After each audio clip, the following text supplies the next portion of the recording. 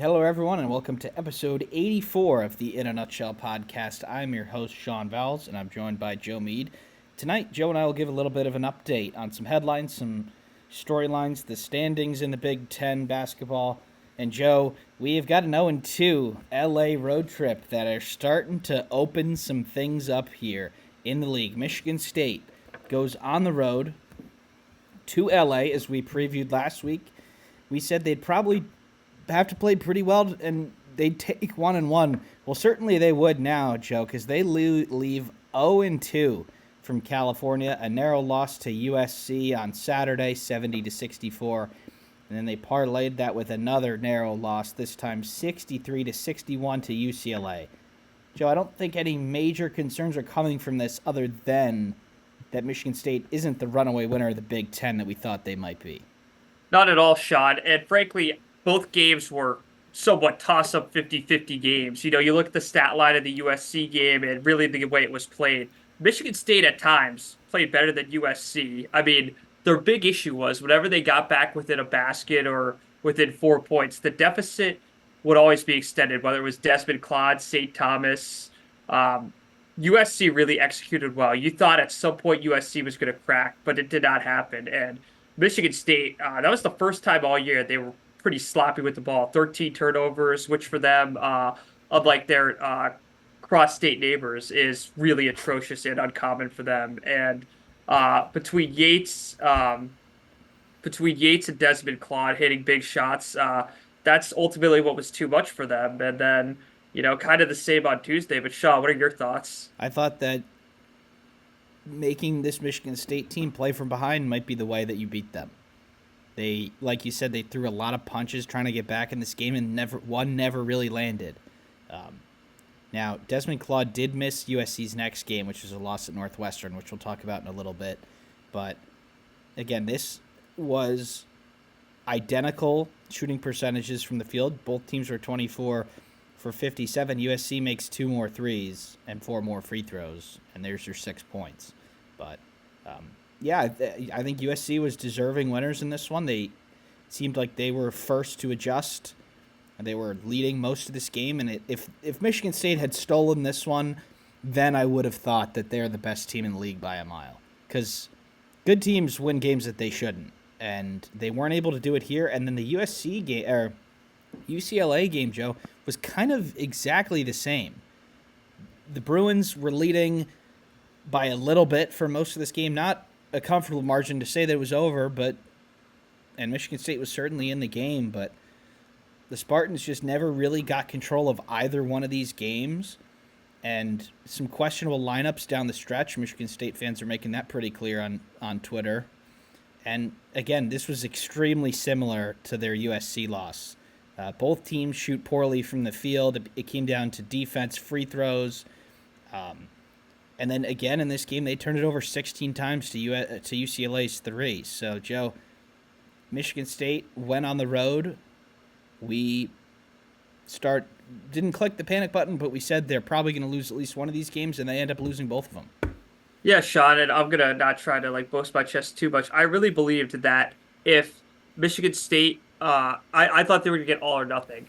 And really, that's what could have happened in both games. Like we said, I think they easily could have come out of this 2-0. Like, we resimmed it and even had similar game situations.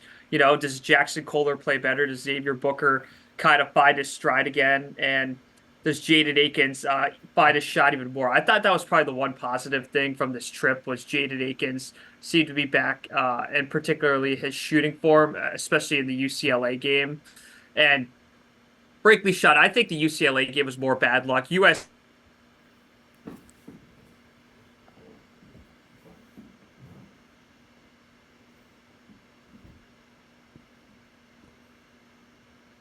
Did I lose you there, Joe?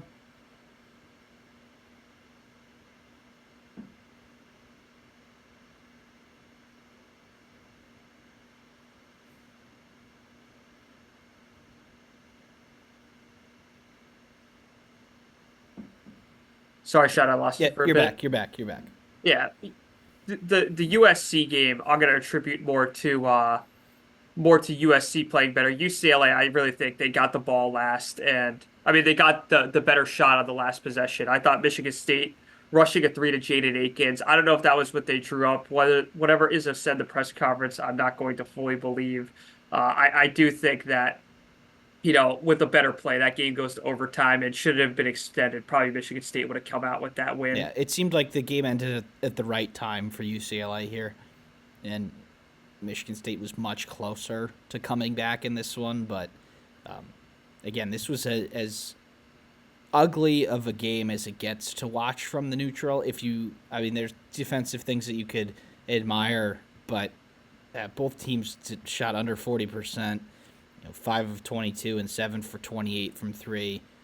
I do think I agree with you, Joe. USC did play well in that game, and they got the job done. And UCLA here may have just been better equipped to play an ugly game like this. And before, I want to ask you a long-term question for Michigan State here, unless you have anything else to add on this game. No. All right, Joe. Well, they're long-term. Nobody really plays more than 30 minutes a game on this Michigan State team, and the Spartans fans on Twitter have been having a really tough time with some of these lineups that have finished games. And do you think Izzo should cut the rotation a little bit shorter here? These players off the bench are doing their job, and they're all scoring in their roles. But eventually, do you think they need to make some tough decisions here and get some of these better players more minutes?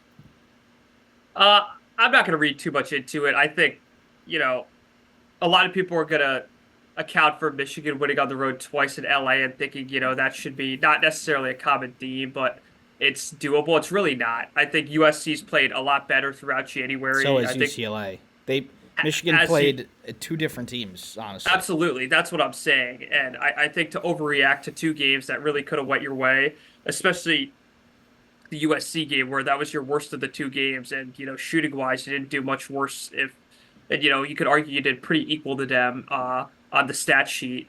They just had more timely baskets. I think that'd be an overreaction. Now, if this parlays into your next few games, let's face it, Sean, their next two games are at home against Oregon and Indiana. If they drop one of those, I think you seriously consider that. But after two bad games where you won through December and January, I don't think so. It's a good sort of runway here to figure things out. You're probably playing the two teams that are playing the worst right now on your home floor in the league. I think Tom Izzo is above look-ahead spots. And you would expect the Spartans to get these two W's, and then it gets to Illinois and Purdue, and Michigan and Maryland. I mean, the end of February will be whether the Spartans win the league or not, but they need to set themselves up right for the end there with 2 wins. Now, I think in close games, it's always just going to be scrutinized who's on the floor because they do have a lot of good players. And it's not as if they're not performing. Like, you're getting six points from Carr, Booker, and Cooper off the bench, and 4 from Fiddler and Jace. I mean, everybody's contributing in their limited role, so it would be harsh to cut some people out. And nobody's really taking it above and beyond to get 38 minutes a game either. So I think it's a difficult spot for Tom Izzo to be in.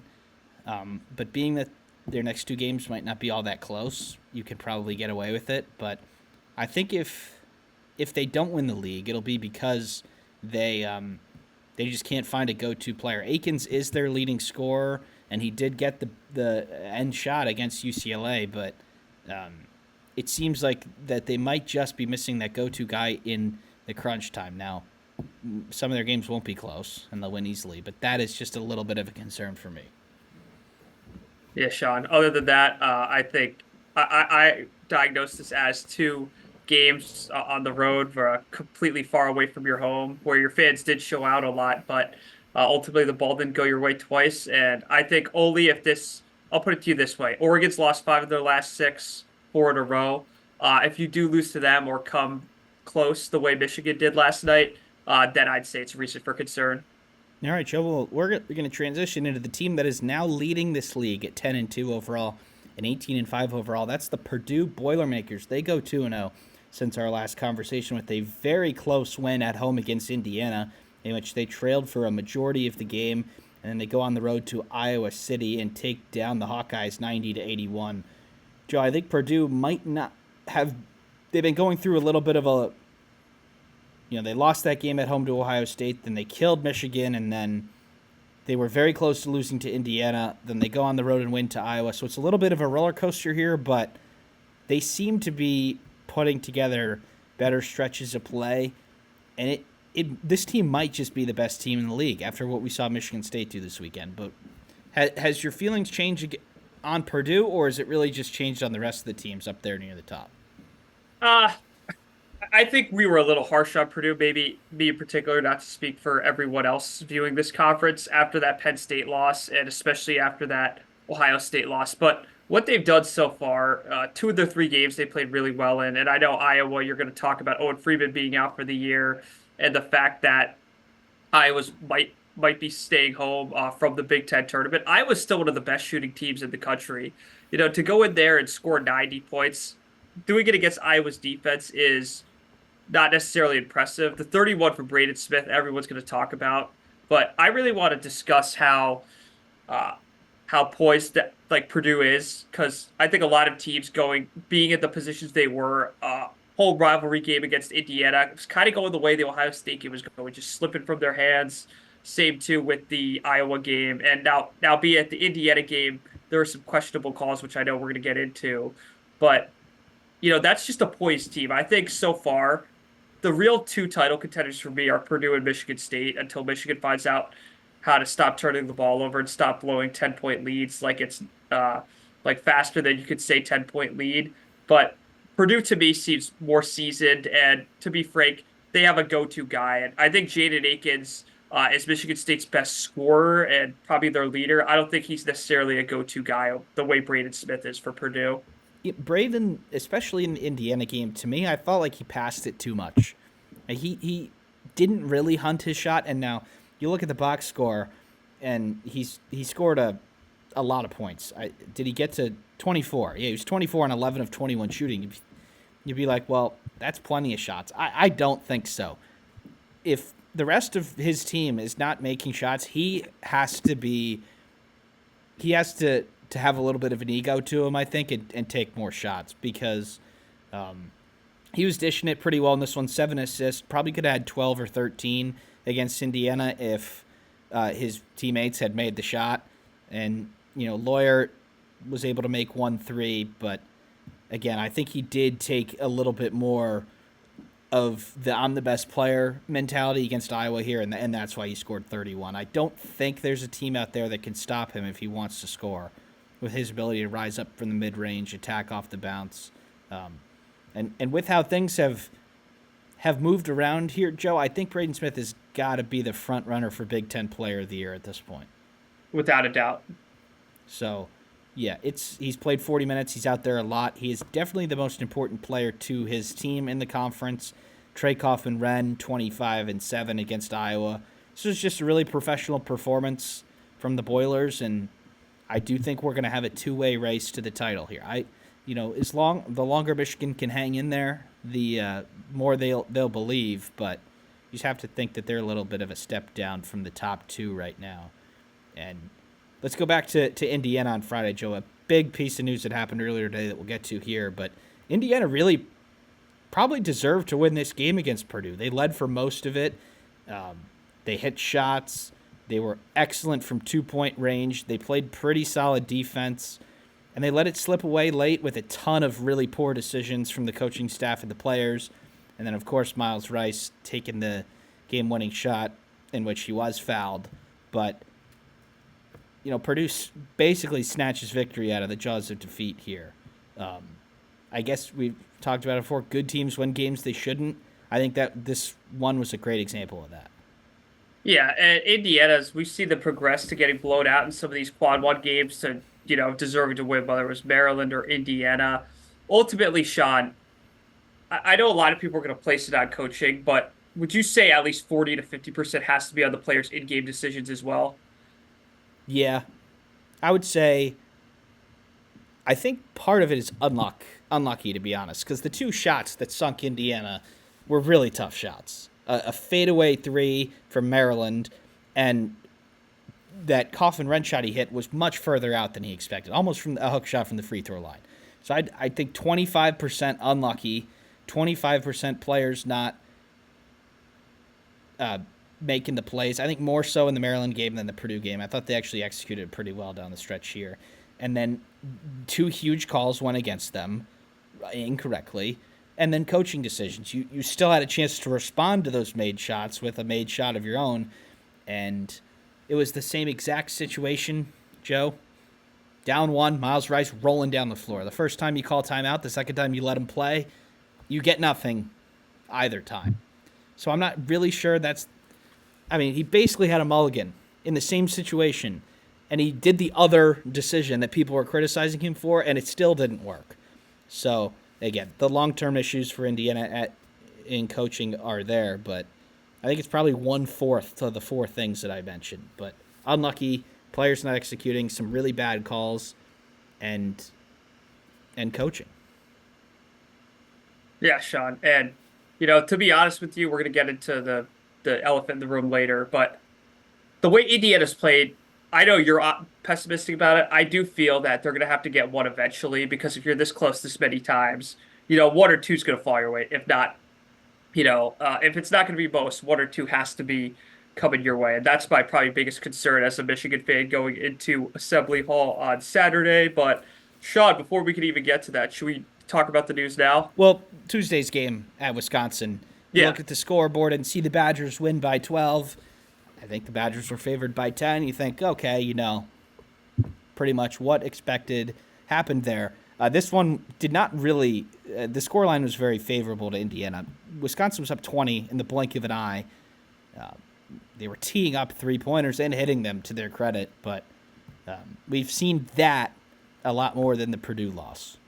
They didn't come ready to play. They semi-fought back and made it, I think, 9. But Wisconsin was never in trouble. And while the score might actually not, there's been some games where the score has not been favorable to Indiana, where they battled and they lost it late and you end up losing by 16. This one was favorable to them. Joe, I think if Wisconsin wanted to win this game by 20, they would have left their starters in for longer. And this is the sort of loss that is kind of unacceptable as a fan. You'll lose close games on the road. You battled. Again, Purdue's a good team. But this one, you had 0 chance of winning from the jump, and that is why we ended up at the situation that we're at today, which I guess we can talk to after this Wisconsin game. Yeah, Sean. And one last thing about Wisconsin. They're good. Because they are good, but winning at Welsh Ryan, and I know Northwestern, it seems every team on this cast has some elephant in the room we're going to have to address, unfortunately, because a lot of them are not so fun to talk about just as a basketball fan purely. But to win that game at Welsh Ryan, a lot of good teams have struggled doing it, Sean. And to win that and parlay that into a dominating performance on Tuesday night against Indiana, that was very desperate, a very desperate team to say the least. You beat 2 desperate teams and you played better. And Carter Gilmore off the bench, you're seeing him scoring 15 in the Northwestern game, 10 in the Indiana game. And then he could just be gravy on top because, one of Tanji or Blackwell on a given night. I don't expect both of them to always be on. I think that's kind of been what's accepted, but I don't think that's even possible at this stage. But if one of them's going, the other chips in at least 6 or 7. And then if you could have bonus points from the bench, I think that's why Wisconsin, Sean, is back to a number 4 seed in your bracketology. This was a team that kind of had a bad start to December, and then I think, to be honest with you, Sean, teams nationally and fans nationally forgot about Wisconsin from the middle of December to January. But I think come February, you're seeing the rise of the AP poll, rise in bracketology, and there's good reason for that. They're not losing many dumb games, Sean, and the game they lost, frankly, in January, I thought they probably should have won against. Why am I blanking out now, Sean? UCLA on the road. Yeah, against UCLA on the road, who again is playing and Maryland. better, so. But again, those are not losses that you'd be ashamed of. But X's and O's wise, Joe, this is the first time I've really watched Wisconsin in depth, from tip to buzzer. I think this game from Greg Gard was as outclassed X's and O's wise as Indiana has been all year. There's been other games where they're blown out. Okay, they're just not guarding one-on-one or they're missing open shots. This was a total evisceration from Coach Gard. he, like, Indiana's actions for the most part do work. It's just not, they're not executed properly. They forced Indiana into so many tough shots this game. I think that the total that they got to 64 is probably about accurate for what a average team would get to in a game like that. But they didn't let Ballo get many post touches. They were on most of the drives. And this was a team in Indiana where their guards eviscerated Purdue's at Mackey Arena. Galloway, Leal, Rice were able to get to the rim as easily as they wanted. There was none of that here. So Wisconsin defensively really impressed me. And then offensively too, Joe, they impressed me too, because early in the year they were a team that would just attack the rim, attack the rim, attack the rim. They had some softer whistles early on, which is why they were so good. Then you get a little bit of a tighter whistle and you stop going to the free throw line, which is why they dipped a little bit. And now I think they're starting to readjust again. They're getting more jump shots through their plays. Everybody on the floor is a threat, and they are really hard to guard. You got to have 5 good defenders out there to feel good about yourself when they have the ball. Absolutely, Sean. And one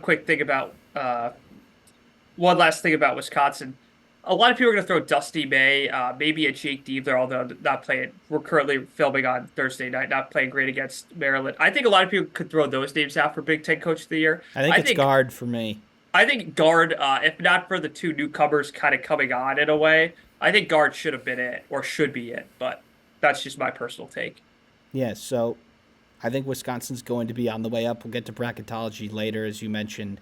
And then in terms of Indiana, Joe, just a couple hours before we clicked record, the news broke from Jeff Goodman and then a ton of other ones that Mike Woodson was working on a retirement at the end of the year. And if you look at that on the surface, you'd think not much of it, but clearly with what we know has been going on behind the scenes, he is getting fired. And they will frame it as a retirement. He will still get his buyout. And that's what's certainly expected at this point. It's not set in stone, but that is the expectation, and I fully expect that to happen. This news, not exactly surprising. Not at all, Sean. And what it's going to do, I really don't know what this does. Yeah, I don't either. To be quite frank. I don't know if this galvanizes the team, they get angry, or if it just completely, drains the team even more, because I'll put it to you this way. Assembly Hall on Saturday has the chance, just talking immediate future, Sean, because we could talk about coaching search, and we've done that in the past Mike Woodson video. We could talk about that all day long.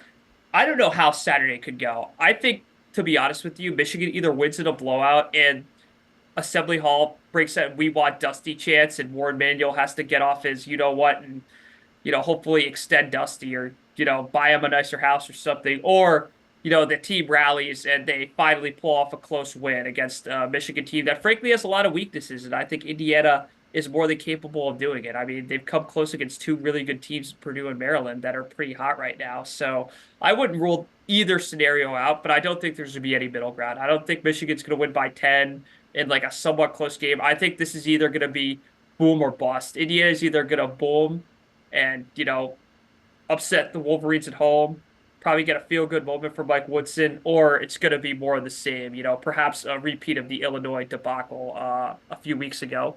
Now, I think they said they didn't make an announcement. They told reporters to leak this. I think they did that because they're afraid that Saturday's going to go poorly. And if you're an opposing coach and you go into a place that's chanting for you, do you really want to go there and have them potentially turn on you one day? That's why I think Indiana did this. They don't want the crowd to turn for Dusty, because I don't think that's helping him come to Indiana. So I think they had to make an announcement. This isn't quite an announcement, but it's clear that they told the reporters you can come out with this now, because there were rumors that they told Woodson today. I don't think so. I think this has been in the works for a while. But the question is this going to back the fan base off for now? I don't think it will. I think the crowd will be restless. I think it'll be a bad situation if Michigan goes up early. And, I feel bad for the players because and there was a home game since that Illinois game was ugly, and Chance of Fire Woodson were going through the crowd, but they did play Maryland at home, and the crowd was very into it and nearly dragged them across the line. The crowd will still cheer for good plays and effort and quality, and I don't think that's going away, whether Woodson's still here or not. But, Joe, I do think on red alert from the jump that this thing could be ugly quick. And if you're Michigan, do you want to go into an atmosphere like that where if you play well early on, you're probably going to win by a lot? Or is this a total danger zone, other team's desperate moment for Michigan? I think it's a total danger zone. Other teams desperate, to be honest. Michigan's kind of, ever since that Minnesota game, skated away with 3 of 4 wins, and then the four, the one not being the win, excuse me, was Purdue, which was an annihilation from the first possession. So, I really believe, Sean, Michigan's either winning by 20 and they're chanting for Dusty, or Indiana's pulling off probably their season. No, I wouldn't say season turnaround game, but I'd say probably their season highlights so far.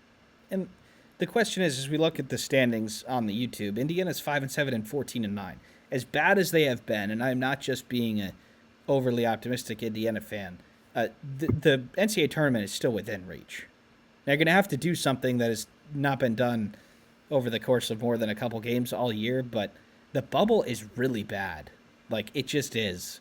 We look at Arkansas over in the SEC. They were totally out of it. They pick up 2 wins back-to-back, and look, they're either the last team in or the first team out, depending on who you're looking at. So things can change quickly, but I do think this announcement was made knowing exactly who's coming to town in 2 days, and I don't think they want to scare them off. And if you were a coach going into somewhere else and they were chanting for your name, I know Dusty went to IU and has a lot of connections to the university, but I think that will scare him off big time. And I think the administration knows that, and that's why I think what happened today did. It wasn't entirely surprising, but it was the first time where a national reporter really let it be known. So that is something to look out for here. It looks like for now that Woodson will be around till the end of the year.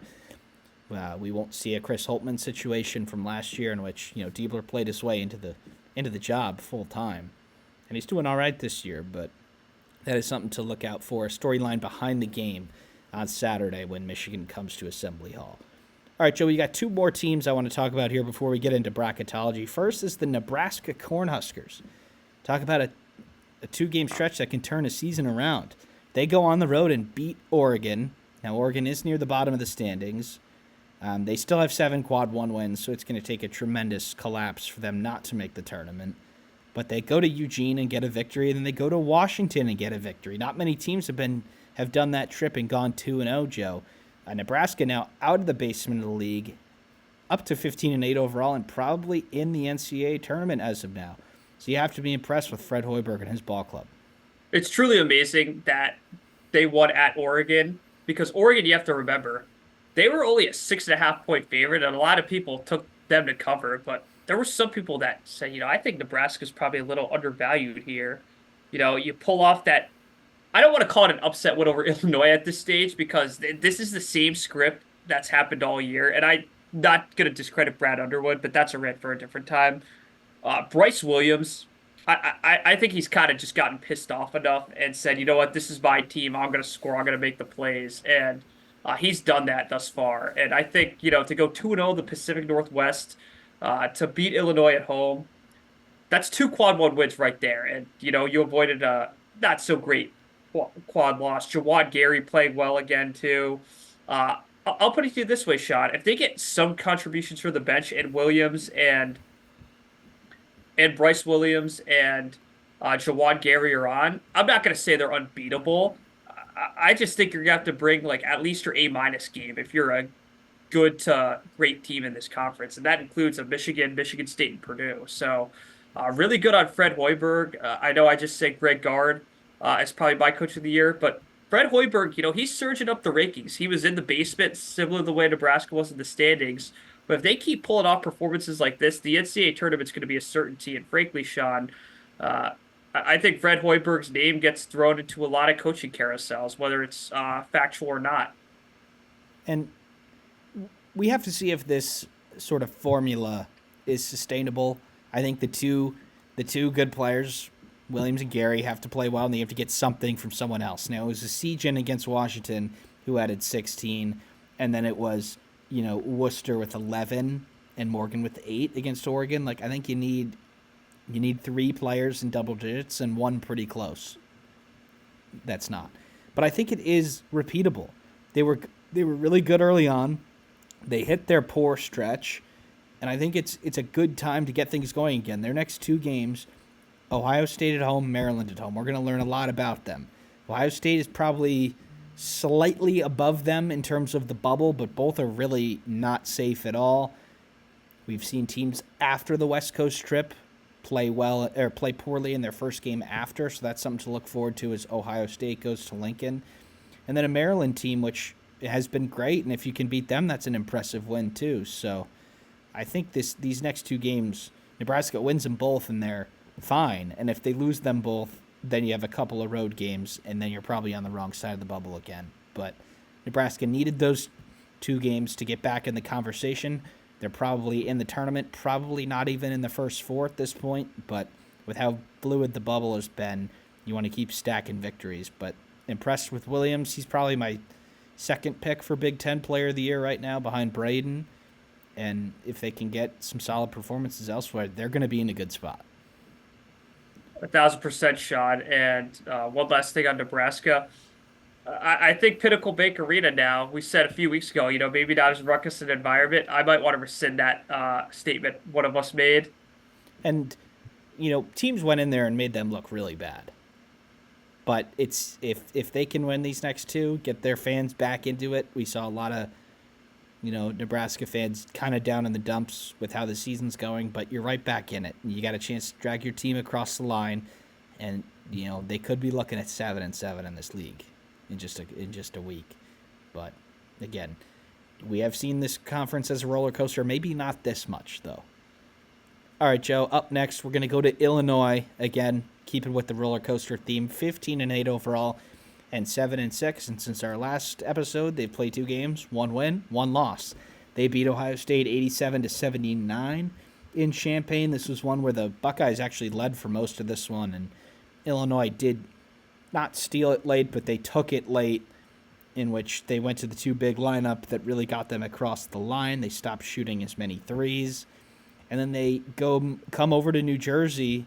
They get blitzed out of the break, down by 20 in the first half.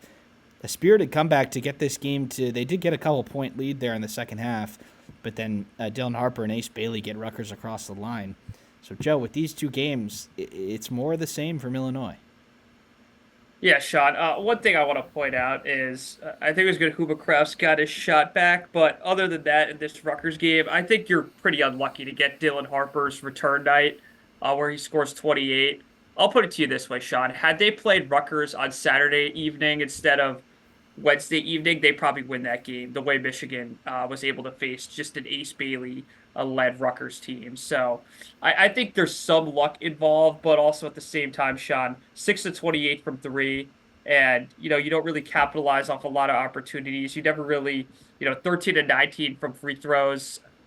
I mean, the margins are not being won by Illinois. It's that simple. I really think this is a team that can still go far into March. You still have them at a 5 seed because they've had a lot of good wins. And the amount of games that, you start off with Tennessee where that game should have went their way.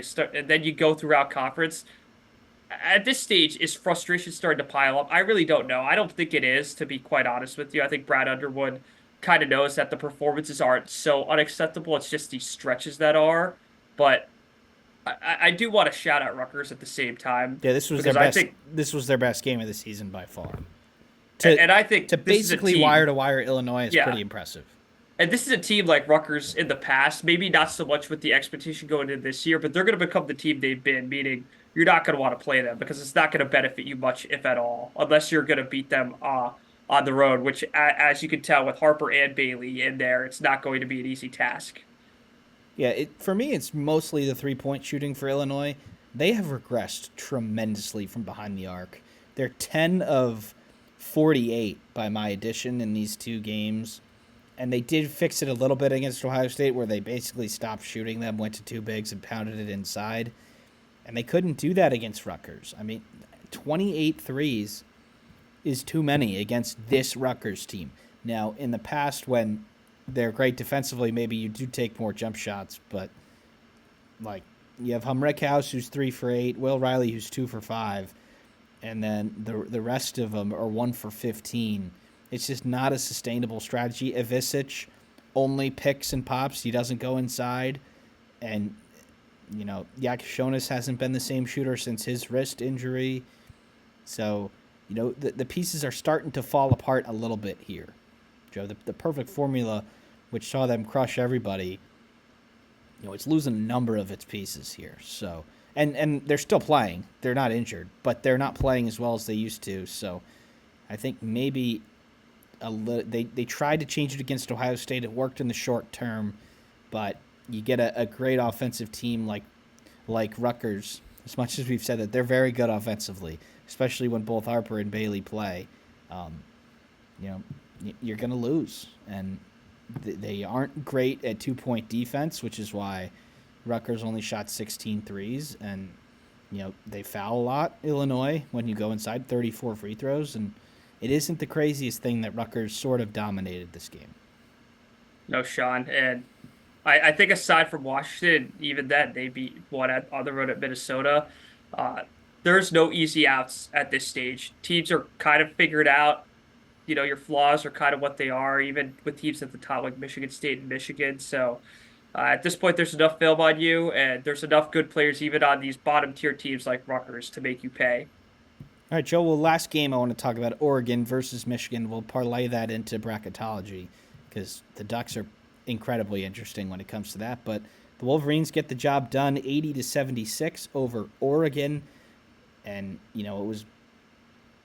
I just couldn't really shake them. I think Michigan was in control for most of it, but you'd like to kind of put that one away. You end up winning by 5. It was a good performance, really all around with 5 players in double figures. The turnovers at 15, again, that's just a little bit above their average. But, Joe, Michigan was the better team in this one, and they complete the season sweep over the Ducks.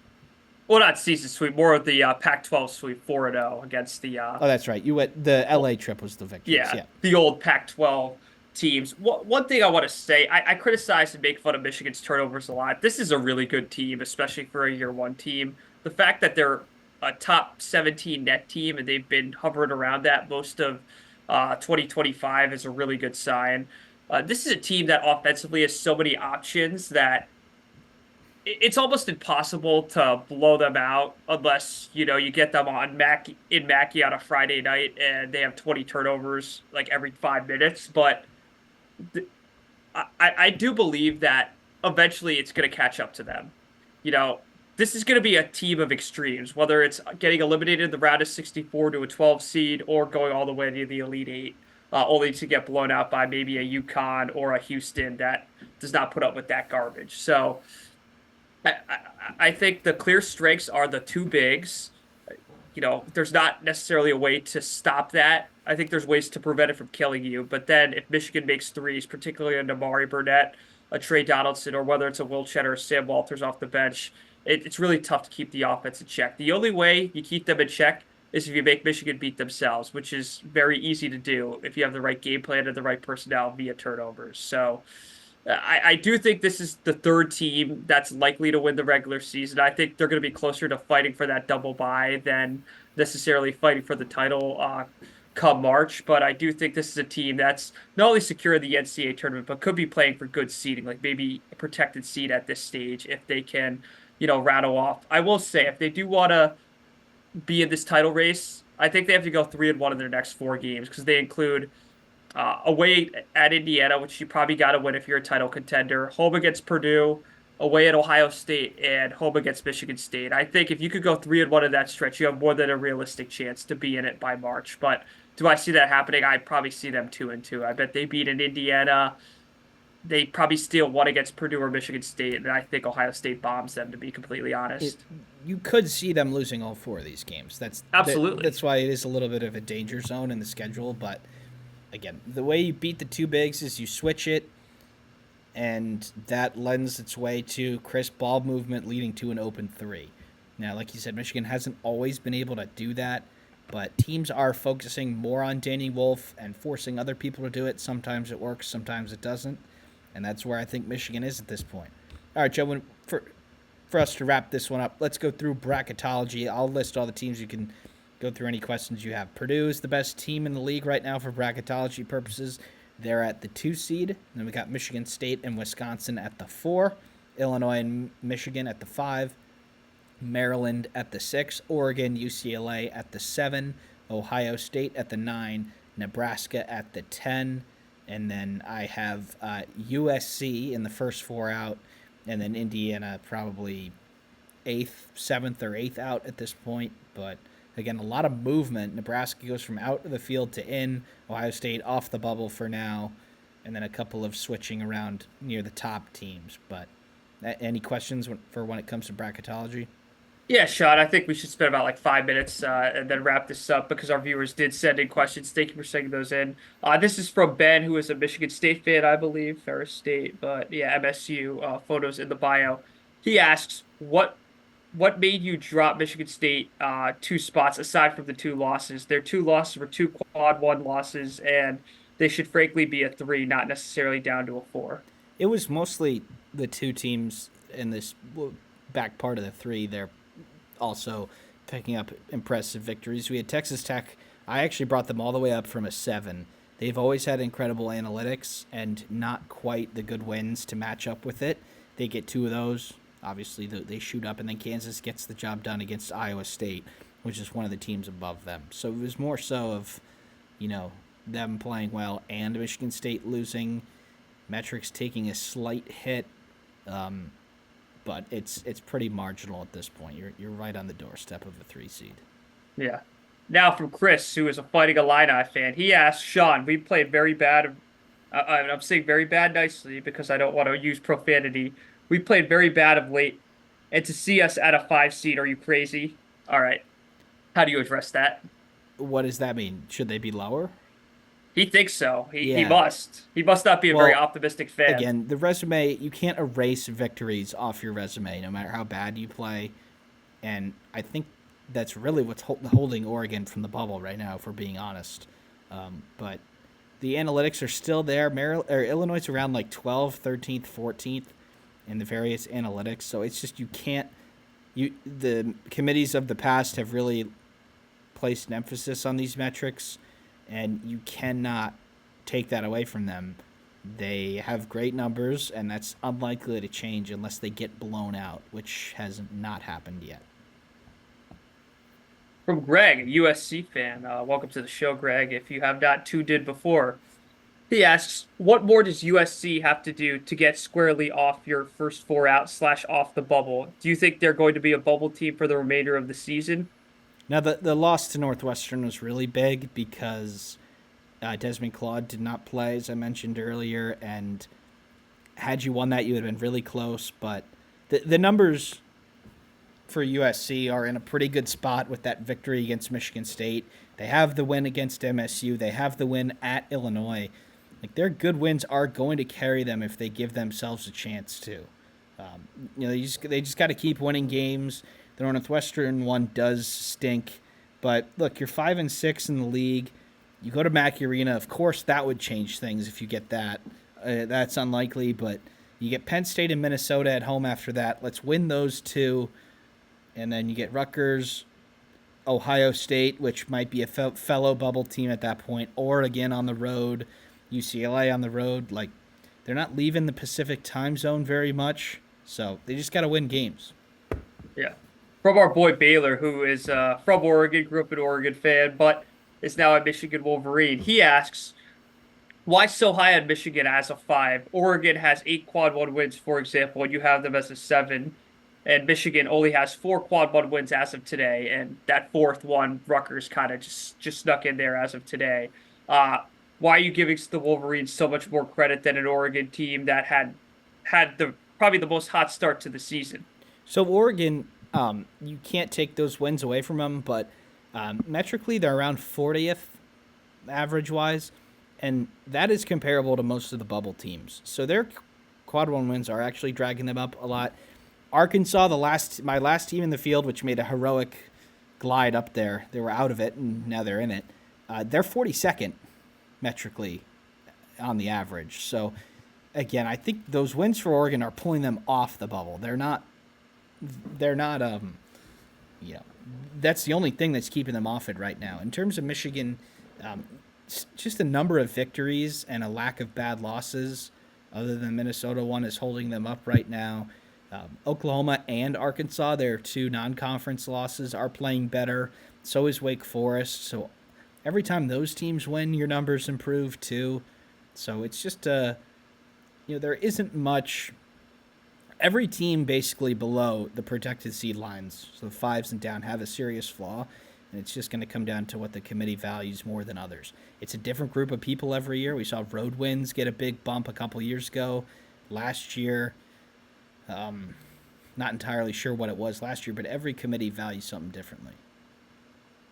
Yeah, Sean, and as of now, we have about 6, 7, 9, 10 teams in this current projection, with one being in the first four out in USC. After USC, Sean, this is just my personal question. Who's probably next in that list from the Big Ten? It's probably Indiana, honestly. Northwestern, not really close. Iowa, not close. Rutgers, not close. I didn't really get to Indiana. I think I did Wake Forest and North Texas too. Yeah. As 5 and 6. Then I stopped, but there was no other teams in that. Yeah. Last question from Patrick, who's a Michigan State fan. Man, not too many messages from Purdue fans. Probably don't like us very much because of your allegiance and because I trashed Matt Painter until last year. Patrick asks, do you think Michigan State has the highest seeding potential of any team in this conference? Or is it going to be Purdue? No, still? I don't think so. I actually think Illinois and Michigan could probably get higher than the Spartans. I think 3 is probably the ceiling for the Spartans right now. I know these teams up above them play in some really tough conferences. Maybe the SEC teams just beat each other up and you can slip into a 2, but no, I think Illinois and Michigan could probably get to a 3, and Michigan State also can get there. Wisconsin, I think they're all pretty close, really, other than Purdue at this point. Yeah. Because Michigan State, the reason why they didn't lose a game in the Big Ten until last week is they did have a favorable schedule. They didn't get 10 super awesome wins or 9 super great wins to get there. They took advantage of some of the teams at the lower end of the conference. So it all come together. It's an inexact science.